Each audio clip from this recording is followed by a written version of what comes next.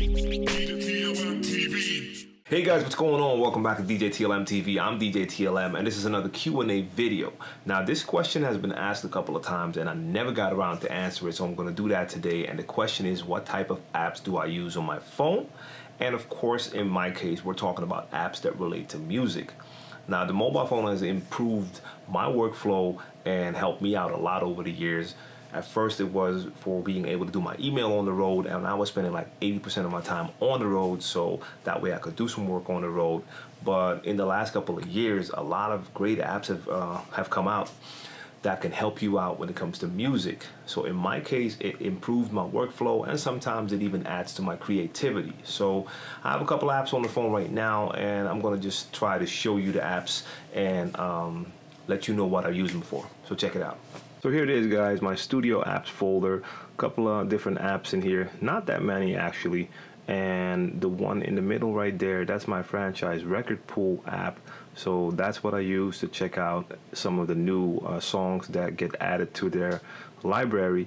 And this allows me to check music on the road, and if I find some songs I like when I get home, I can log in and go get those songs. If you're not familiar with DJ pools, check out my DJ pool video.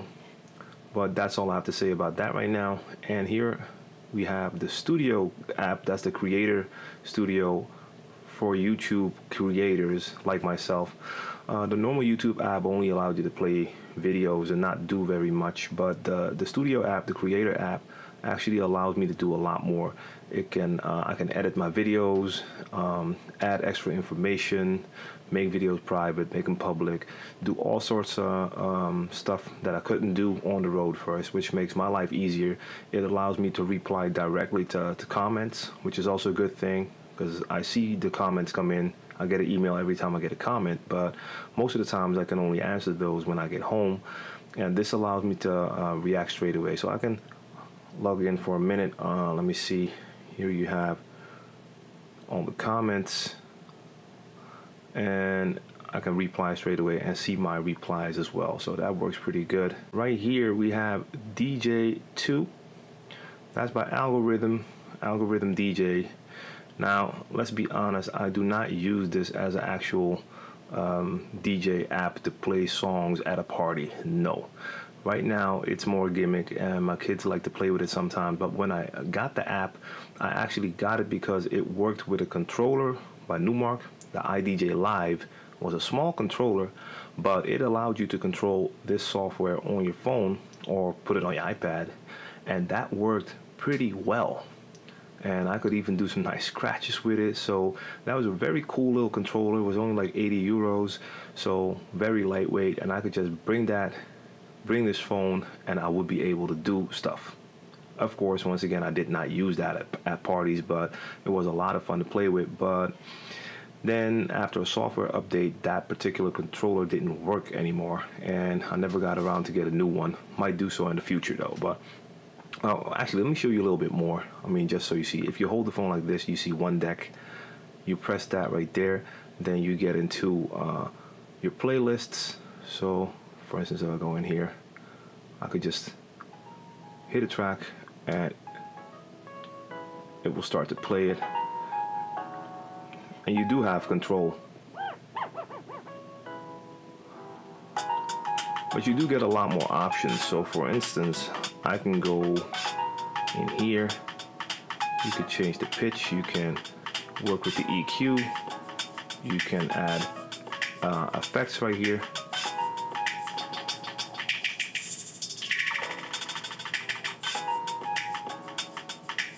You can add loops, make them longer, make them shorter,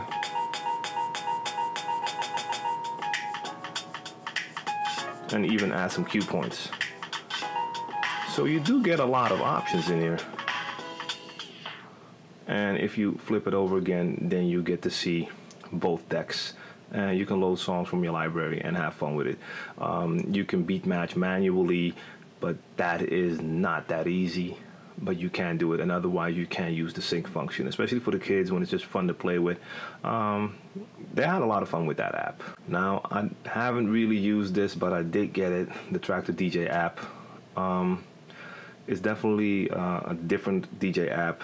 You're not going to see any turntables or platters, nothing like that. But like I said, I haven't really used it. It's only on here for testing purposes, and I might do a review.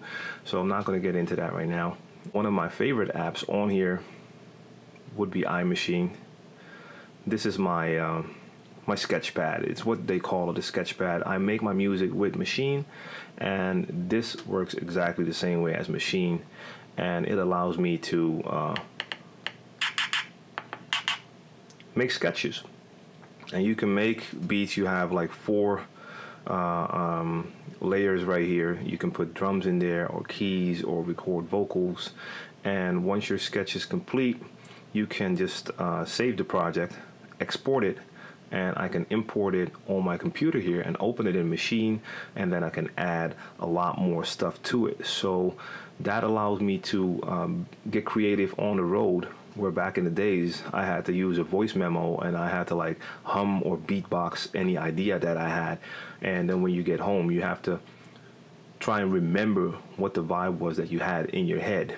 Now I could just sit anywhere and just throw on some drums, add a little sample, and later on you can always change the drums, add more layers, do whatever. But that works very well.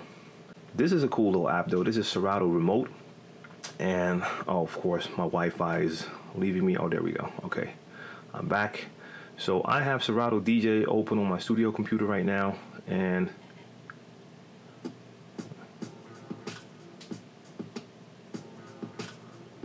when I touch the cue point, the music on my computer starts to play, and I'm connected through Wi-Fi right now. So I can go into the pads, see my cue point,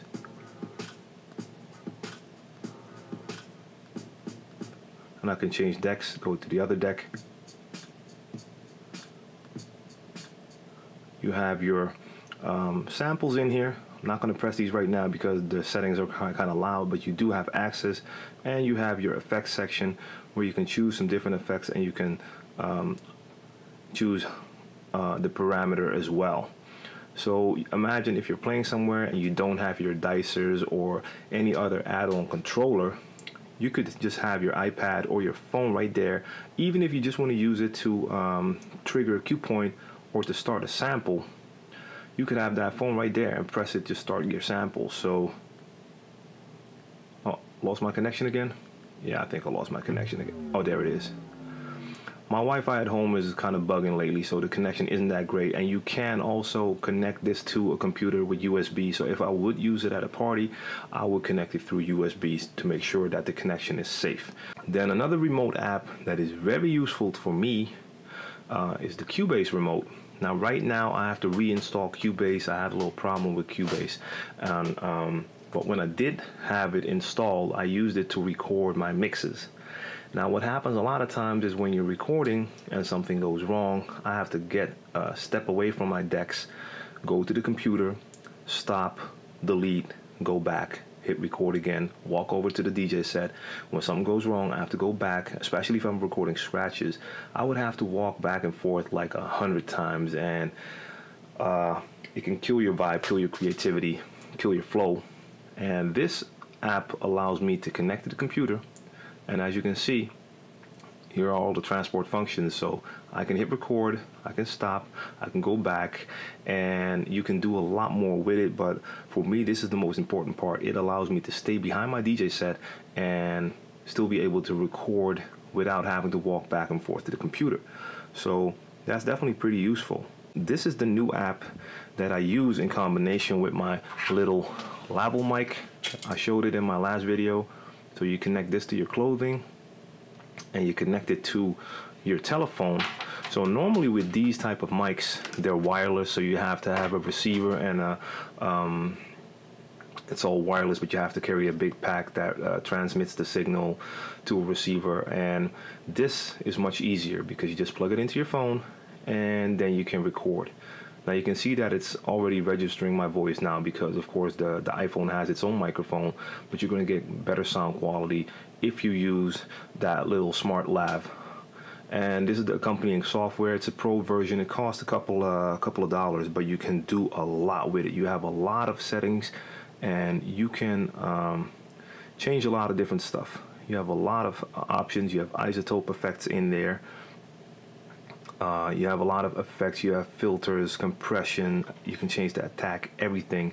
So it allows you to make very good recordings, and there's a lot of different ways you can record. If you want to, you can go for wave, normal MP3, a lot of different stuff. So this is a very useful app, especially if I'm moving around and the camera's in one place. Then this lav allows me to make sure that my audio levels will always be the same, because I'm never walking away from the microphone, because the microphone is attached to me. And this app allows me to record that, and after that I can export it through Dropbox, or even connect to my network at home, and it will upload and give me a link on the computer to download it. So that works very well. So I hope that was clear, guys. This was my first experiment recording my phone like that, and I wasn't too happy with the way that worked, because I was behind the camera and I was holding the phone in front of the lens, so I was watching my phone through the camera screen, and that doesn't really work that well. And I plan on doing a couple of videos where I go in depth into some of these apps. I want to show you iMaschine a little bit better, but I have to figure out a way to record that with the camera on the opposite side, so I can just see my phone while I'm showing you. That's going to work better. But anyway, now you see what type of apps I use and that can help me sometimes and definitely improve my workflow, like I said. So I hope this info helps you out. You know what to do. Click that thumbs up, subscribe to the channel if you haven't done so already. If you have any questions or if you have any requests, not just about apps but about any type of video, tips or tricks, tutorials, you know where to reach me. DJTLMTV at djtlm.com, and I'll be back tomorrow with another Q&A video. Peace out.